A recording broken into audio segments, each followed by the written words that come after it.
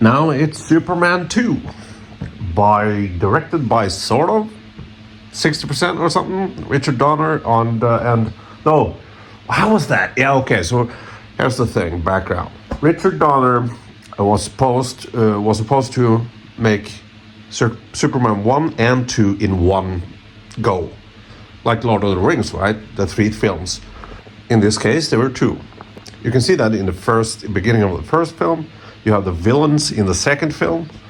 What's his face? General Zod, and the same actors and everything. However, I don't remember what exactly happened, but something fucked up happened. So Richard Donner got fired. I think the budget or something like that. So he had completed the first one. He was deep into the second one, almost finished. But since he was fired, and they had to hire another director, Richard Lester. And for them to scratch Richard Donner and have Richard Lester on it, Richard Lester had to direct over 50%, I think. So they cut out a lot of Richard Donner scenes. That's why there is a Richard Donner cut that came many years later. I have seen some of the scenes from the Richard Donner cut, and sure, yeah. But I like this film. I like this film just the way it is. Richard Lester, he was a very fan of slapstick. I think he was a British director, Brits, but But you can see it in the you can see it throughout the film. Like there's a lot more slapstick to it, and there also are, if you're aware of it, you have fucking Gene Hackman. He didn't come back for the reshoots, so they had to be inventful, and there's like scenes you could just see the back of Lex Luthor's head, but it's not. If you listen carefully, it's not Gene Hackman's voice. But that being said, I didn't notice any of that until I read about it or saw a video about it. So this is a reshoot, very much a reshoot film. There's a lot of Richard Donner scenes in this, but mostly Richard Lester. There's a lot of stupid shit happening in this. But, there is some stupid shit in the first one too. And the composer is not John Williams. It's Ken whatever. I just read it and I forgot it. Ken Thorne. All right. Again, I think he does a good job. It's kind of like, what's his face? Spider-Man 1 and 2 was Danny Elfman. And then the third one was Christopher Young, whatever. Yeah, I think he did a great job in just making another Danny Elfman score, and he kind of does that here too. It's doesn't have the same oomph maybe, but and also my critique of the first one was that Lex Luthor isn't. He's the most boring part of it. Like Lex Luthor is just too comical and too, he uses his brain to take out Superman, of course, but it's, his plotting and everything is very much cartoony and here I think it works better because Lex Luthor is just is like a snake, and the real villains are General Zod and the other 2. So, Okay, so this is one of the first shots in the film, and this looks so much worse than the first one. It looks very 70s, very, this has to be a reshoot, but, Also, what's his face? Marlon Brando is not in this. He's in the Richard Donner cut, but he's not in this. Instead, it is his mother, fucking Kal-El's mother, Clark Kent's mother. I think there was some sort of money thing, or he didn't want to come back for reshoots, or seriously, Marlon Brando was such a fucking creep and a disgusting person that however good actor he was, we've seen quite a few good actors after that, you know. Daniel Day-Lewis hasn't been a piece of fucking shit. So just so you know that. Okay, I take it back. I'm sitting with a headset, a really good headset, and no, it's no John Williams. It's very much wow, fuck John Williams, man. The score he made in 1978 for Superman 1, the first Superman, it's the same kind of score he would make now. But this asshole's music is very... You can hear the instruments like that you heard in a lot of films from the 70s. It was very... In other words, what I'm saying is that John Williams has always been timeless in his music. And I think Hans Zimmer is too. This, you know, if that asshole, sorry, probably a wonderful person, didn't have that John Williams theme, that Superman march to follow. Oof. Because, you know, this headset, oof. All right. This is update part 2, I guess. So here's the situation. My plan is, I am going to keep this channel as just an opinion thing, where I am angry and yelling at everyone, which I do quite a lot. And I'm gonna have a channel where I talk about films, because I like talking about films. But I do address, and I am aware of that there are so many better channels out there with people that know way more than me. I just, you know, I'll do it for my own sake, you know, talk about films because I like films.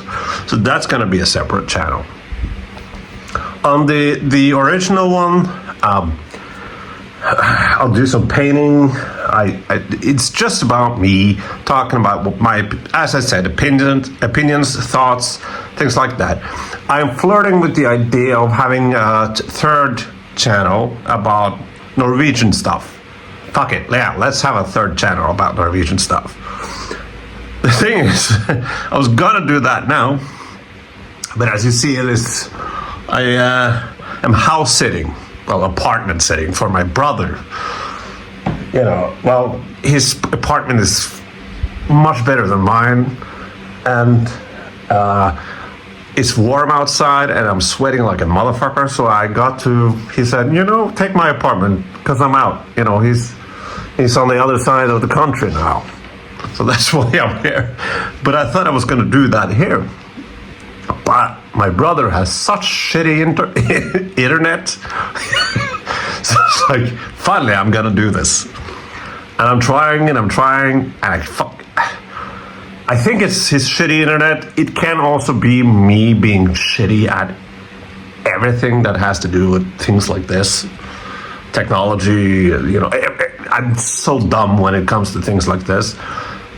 But I'm watching Superman now, and watch Superman, watching Superman 2. And I'm drinking because I have this whole apartment to myself, and I've been good for a while. But yeah, but I'm not gonna post any of those Superman videos that I've just made. I'm not gonna post them here because that's gonna be on the other channel. I just gotta figure out how to do it. Yeah, it must be his internet. I know, you know, because I'm watching fucking now Superman 2. The pixels are fucking rubbish sometimes because his internet is fucking sucky. And yeah, that's it. So that's what my plan is. I'm gonna try to figure out how to do that. But bear with me, I'm dumb as a fucking 2x4. All right, bye. One thing I really like about this film is that they take the relationship between Clark Kent / Superman / Kal-El and Lois Lane. They take it further, you know. It's not Superman 1 again. It's not repeat, which is the case with a lot of sequels. The music isn't as good. The action might not be as good. Cinematography more flat. absolutely more comedy shots. But what makes this work is again Margot Kidder, whatever, Lois Lane and Christopher Reeve, Superman. They're great, and they actually go there, and they you can say what you want about the ending, as you can say about like the first Superman film. The ending is also, but yeah, and but also the villains here I think is more interesting than just Lex Luthor, blowing up California in the first one. And Lex Luthor has more to do here, does not be like the, as I said, in the first one, the weakest part was Lex Luthor. I'm, by the way, pretty fucking angry right now because I'm trying to figure out how to make more channels, This is gonna be its own channel. Movie is shit, and I'm gonna split it up. I have a plan, right? But gosh, damn it, fucking the email crap, no fucking email. Of course, when I'm gonna do this, it's fucking bad internet, fucking internet. Anyway, so I love that. I love that the whole thing where in the Niagara Falls, right? Lois Lane is starting to get it with a few cues. His glasses is fucked. So she takes them off and cleans them for him, and she looks at him without glasses and I love all of that. I love it.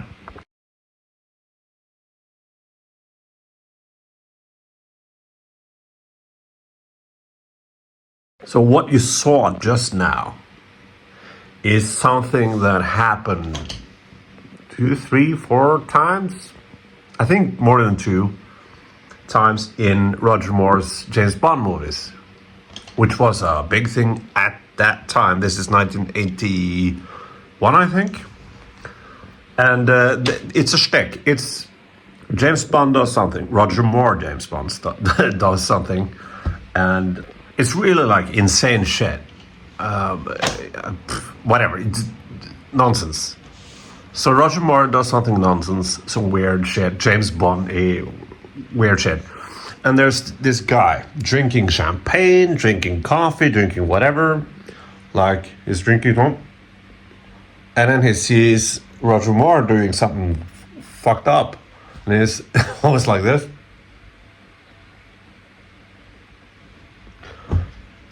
The exact same thing happened just now in Superman 2.